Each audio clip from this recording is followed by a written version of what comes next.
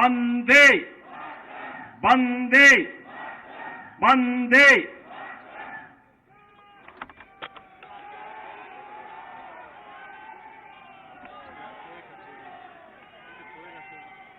केंद्रीय मंत्री और देश की प्रतिष्ठित उधमपुर लोकसभा सीट से भारतीय जनता पार्टी के प्रत्याशी डॉक्टर सिंह जी, भारतीय जनता पार्टी के प्रदेश के अध्यक्ष श्री रविंद्र रैना जी, पूर्व deputy CM doctor Nirmal Singh ji,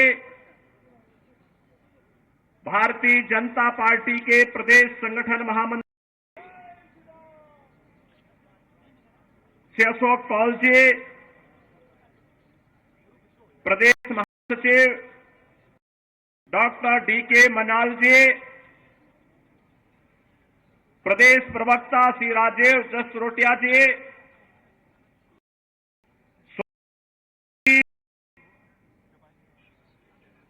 जिला प्रभारी मुनीश शर्मा जी, जिलाध्यक्ष गोपाल महाजन जी,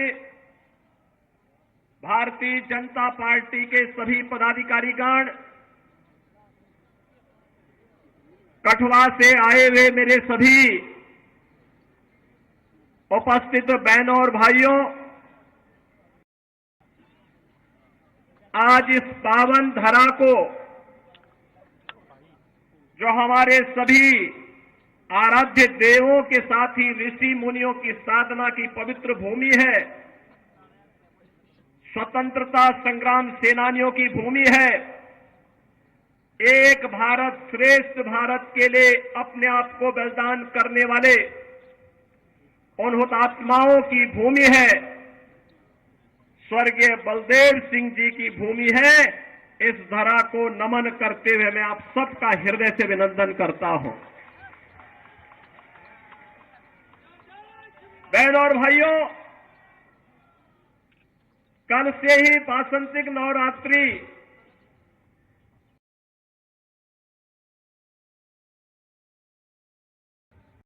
की उपासना का पर्व हमारा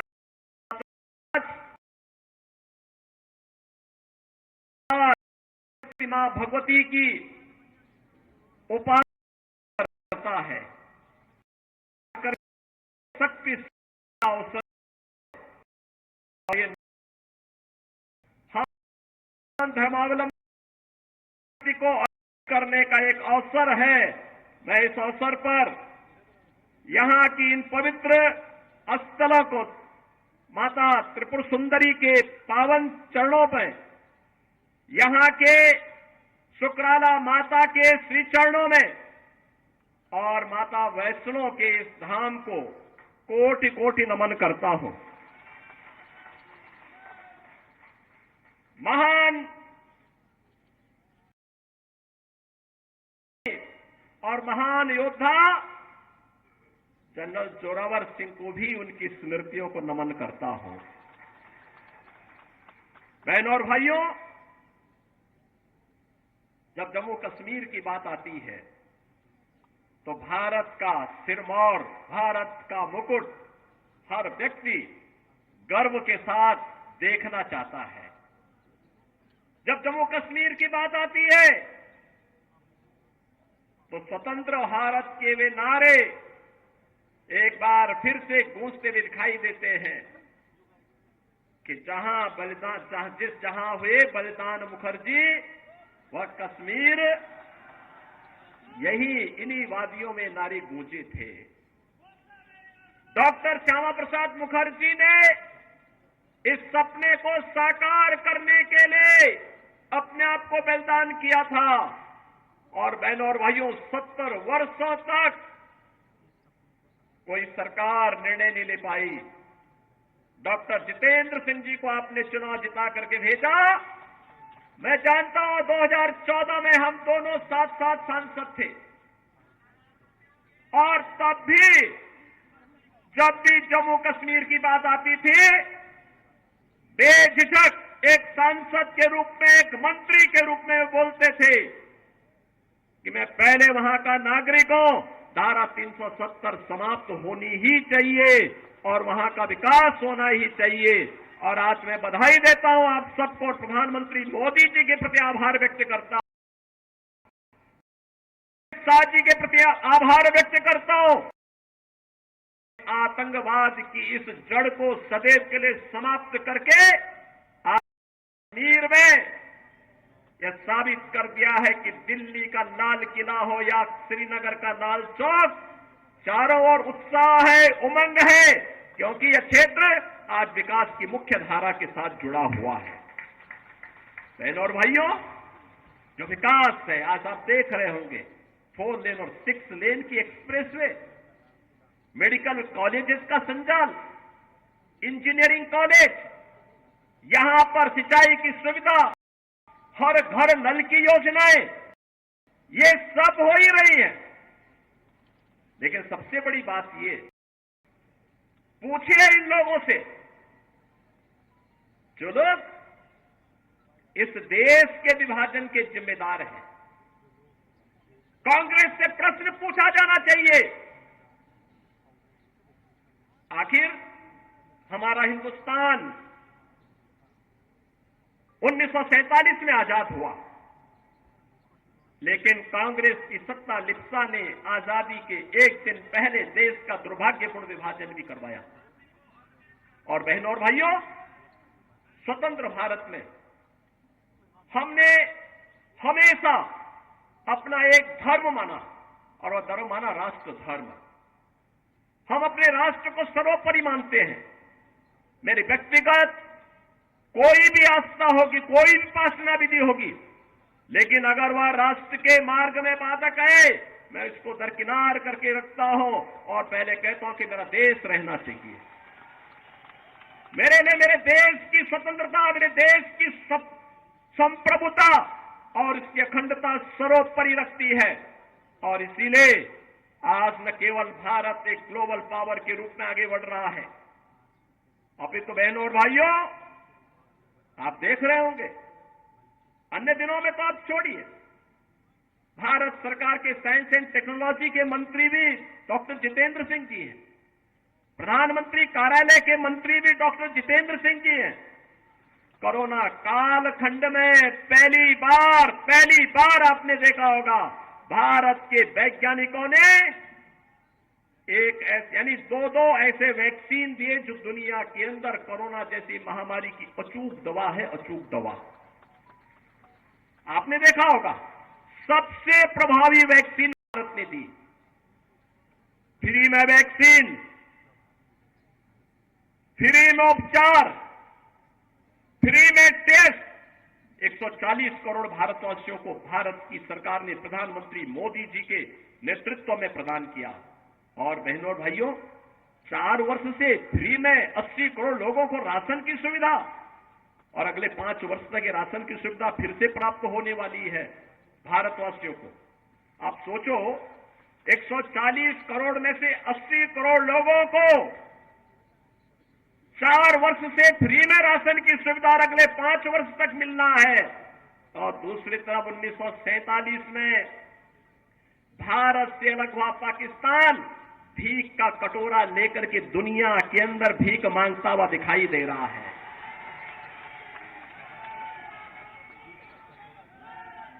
आज आप देख रहे होंगे बदलते हुए भारत को, ये जो नया भारत है, बहनों और भाइयों, इस नए भारत को आज आप देख रहे होंगे, एक भारत श्रेष्ठ भारत। इस भारत में भारत के 140 करोड़ लोगों का सम्मान भी है। दुनिया के अंदर आज भारतवासी कहीं भी जाता है, लोग बड़े सम्मान के साथ उसकी ओर देखते हैं। आज भारतवासी दुनिया के अंदर सम्मान प्राप्त कर रहा है। आज सीमाएं भी सुरक्षित हुई हैं। ऐसा नहीं कि अब कोई पाकिस्तान का व्यक्ति, कोई घुसपैठ करके सुरक्षा में सेंध लगाएगा, नहीं लगा। अगर कहीं एक पटाखा भी फूट जाए ना, तो पाकिस्तान अब सफाई देता कि नहीं, मेरा इसमें हाथ नहीं है। क्योंकि उसे मालूम है अगर कुछ हो गया तो फिर उसको लेने के देने पड़ेंगे। और बहनों भाइयों, जब एक मजबूत सरकार होती है तो ऐसे होता है। सुरक्षा की पुख्ता व्यवस्था, कश्मीर में धारा 370 समाप्त करके यहां के आतंकवाद की समस्या का समाधान, देश के अंदर नक्सलवाद की समस्या का भी समाधान हो गया। सुरक्षा की बेहतर स्थिति है, इंफ्रास्ट्रक्चर, अत्याधुनिक इंफ्रास्ट्रक्चर आप देख रहे होंगे। कई highway, railway, metro, rapid rail, IIT, IIM, medical college, AIIMS जैसी सौगात आज देश को प्राप्त हो रही है। साइंस एंड टेक्नोलॉजी के नए नए केंद्र बन रहे हैं, अत्याधुनिक इंफ्रास्ट्रक्चर विकसित हो रहा है, बेहतरीन माहौल में भारत आगे की ओर बढ़ रहा है। और यही नहीं, इन सब स्थितियों को ध्यान में रखने के साथ ही गरीब कल्याणकारी योजनाओं की कोई सानी नहीं। आप देखते होंगे न केवल जम्मू कश्मीर में, पूरे भारत के अंदर भी आप देखते होंगे 80 करोड़ लोग फ्री में राशन की सुविधा का लाभ प्राप्त कर रहे हैं। 60 करोड़ लोग आयुष्मान भारत में 5 लाख रुपए की स्वास्थ्य बीमा का कवर प्राप्त कर रहे हैं। 50 लोगों को जनधन के अकाउंट खोले गए। 12 करोड़ अन्नदाता किसान प्रधानमंत्री किसान सम्मान निधि का लाभ प्राप्त कर रहा है। 12 करोड़ गरीबों के घर में शौचालय बने हैं। 10 करोड़ परिवारों को फ्री में उज्ज्वला के सिलेंडर के कनेक्शन प्राप्त हुए हैं। बहनों और भाइयों, 4 करोड़ गरीबों के लिए प्रधानमंत्री आवास योजना भी बने हैं और 2.5 करोड़ घरों तक पहली बार बिजली पहुंचाने का काम। इस प्रकार के अनगिनत गरीब कल्याणकारी योजनाओं का लाभ आज पिछले 10 वर्ष में उस कैबिनेट ने और उस सरकार ने किए हैं जिसका नेतृत्व मोदी जी कर रहे हैं। और आपके सांसद उस सरकार के अभिन्न हिस्से हैं। डॉक्टर जितेंद्र सिंह जी उस सरकार के हिस्से हैं। वह सरकार आज गरीब कल्याण का कार्य भी कर रही है। और तो और क्या परिवर्तन आया है। इससे पहले लोग अपने आप को हिंदू बोलने में भी संकोच करते थे। और बहनों और भाइयों, अयोध्या का नाम लेने पे तो लोग डरते थे।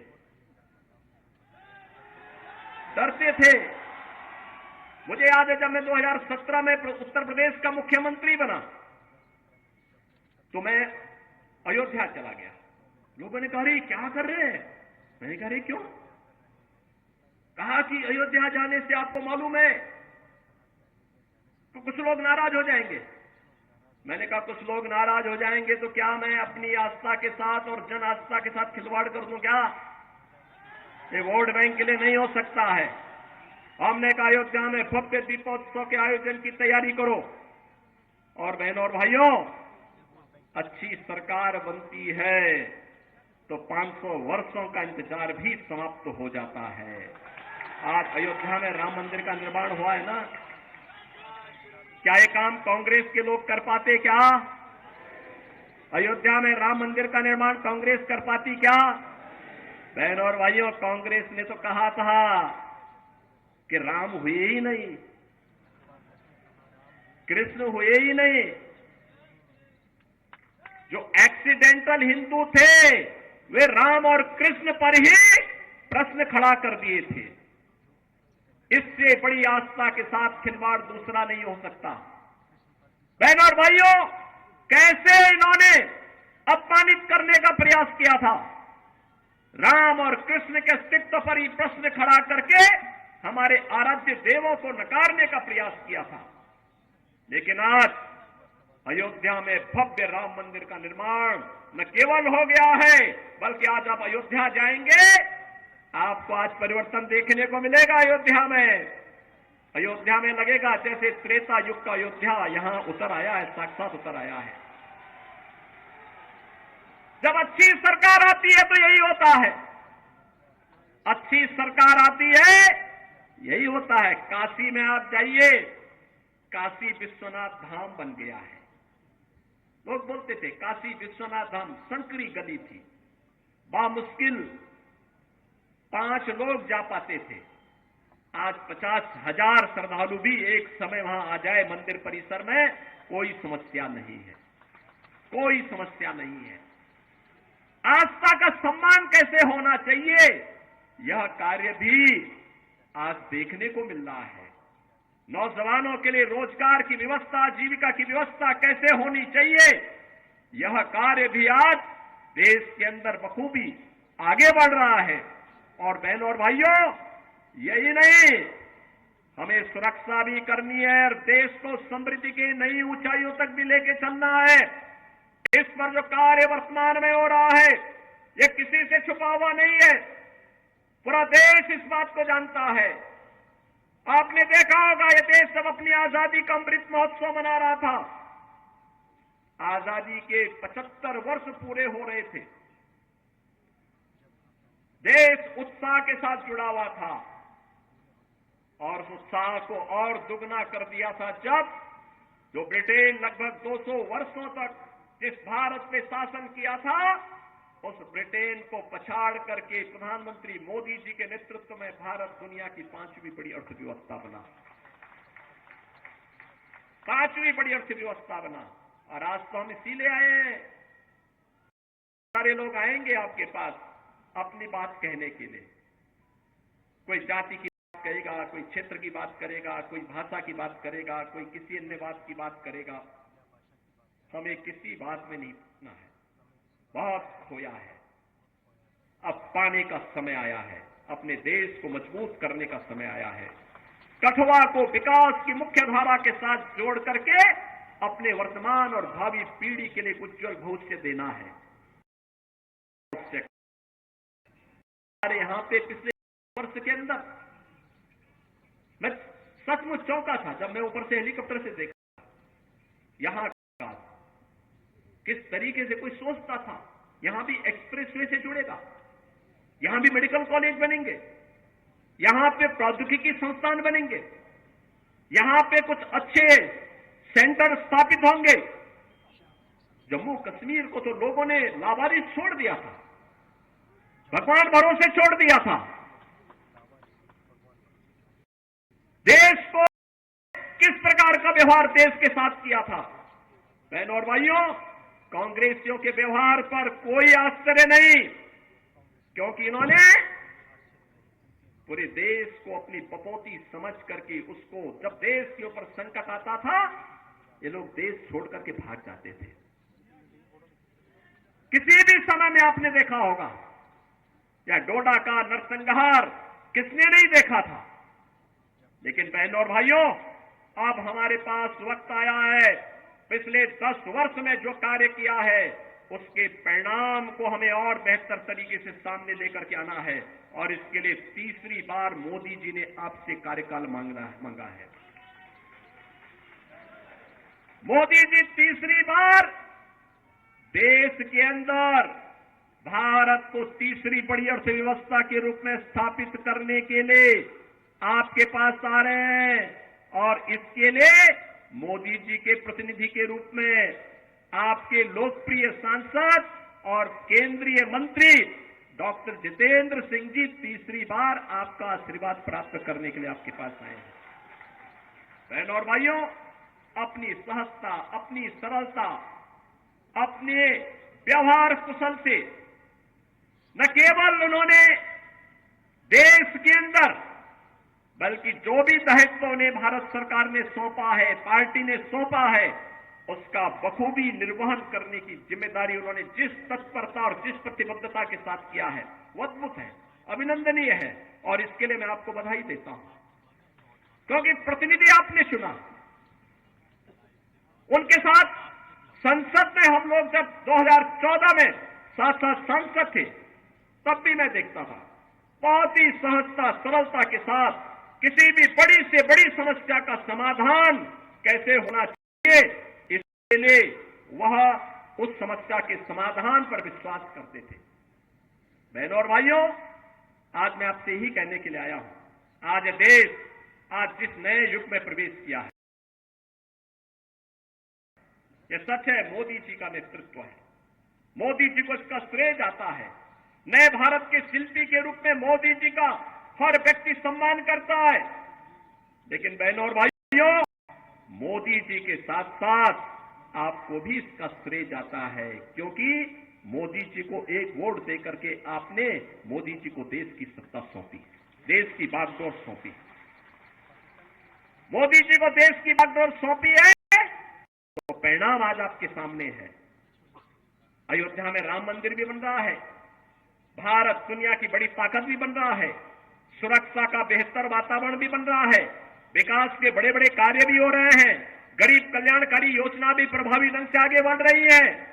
अगर जनता जनार्दन वोट ही न देती, क्या हम उत्तर प्रदेश देश के सबसे बड़े राज्य को संभाल पाते? क्या जो जम्मू कश्मीर की स्थिति थी, यहां पर पाकिस्तान प्रस्त आतंकवादी किस तरीके से तबाही मचाए हुए थे, लेकिन उत्तर प्रदेश के अंदर तो सत्ता के संरक्षण में जिस प्रकार की अराजकता थी, हर दूसरे दिन दंगा होता था, कर्फ्यू लगता था, महीनों महीनों कर्फ्यू रहता था।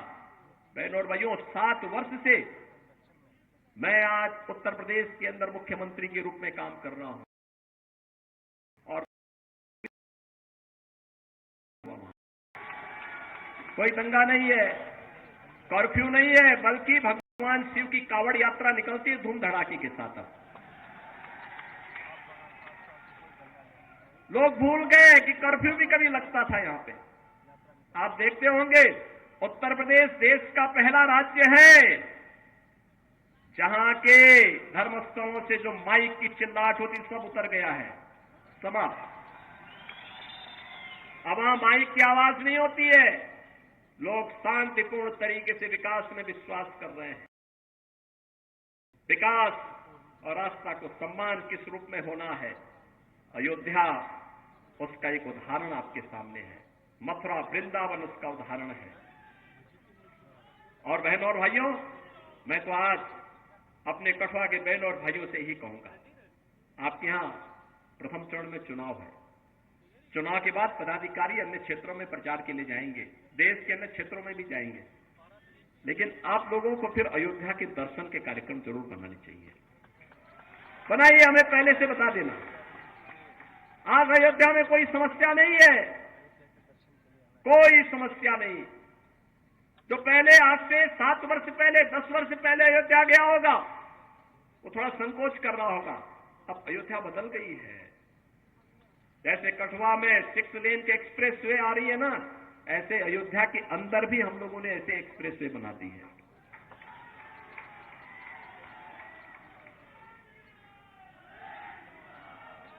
सुरक्षा का बेहतर वातावरण है। उत्तर प्रदेश में तो बहुत संकोच नहीं करते हम लोग। बहनों और भाइयों, कोई दंगा करता है तो हम उसको उल्टा टांगने का काम कर देते हैं, लटका देते हैं उसको और बोल देते हैं कि वे जाओ। बहुत ज्यादा कोई बकबक करता है तो बहनों और भाइयों, मिर्च का झोंका नीचे से लगा दिया जाता है, फिर सारी भोंभो अपने आप ठीक हो जाती है उन लोगों की। भारत निर्माण के लिए हमें प्रधानमंत्री मोदी जी को तीसरा कार्यकाल देना है और तीसरे कार्यकाल के लिए तीसरी बार डॉक्टर जितेंद्र सिंह जी को भारी बहुमत से विजयी बना के भेजना है। उधमपुर में फिर से तीसरी बार कमल खिलाना है। आप सब सहमत हैं ना? सभी लोग सहमत हैं? माताएं बहनें भी सब लोग अपना आशीर्वाद दीजिए।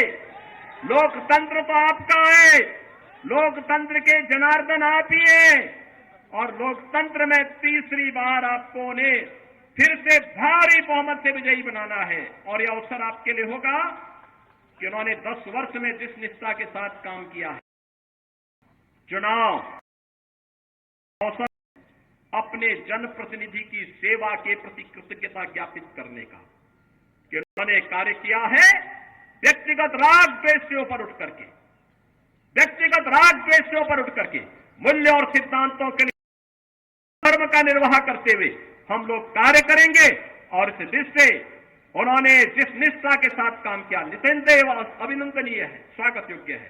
और इसलिए आज मुझे स्वयं उत्तर प्रदेश से यहां आना पड़ रहा है, आपके पास आना पड़ा, आपसे अपील करने के लिए आया हूं।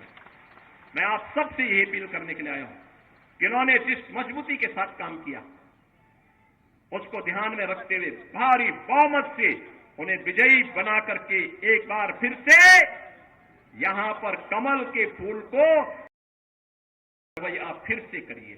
और जो आवाज देश की है,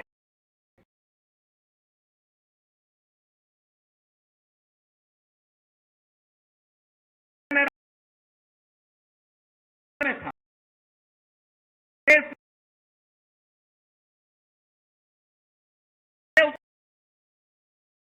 है कि फिर एक बार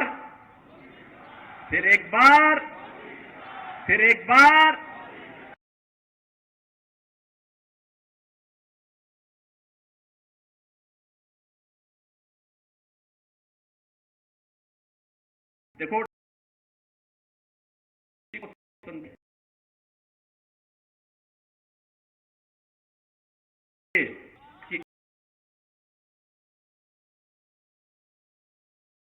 उतनी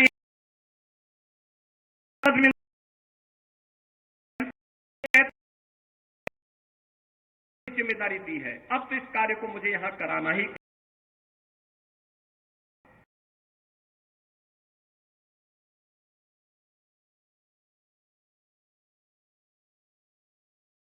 तो मेरे साथ फिर बोलेंगे, भारत माता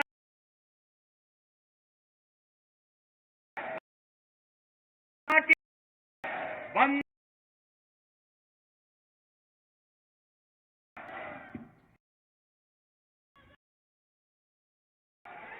अभिनंदन जी सबका धन्यवाद करेंगे। अभिनंदन जी,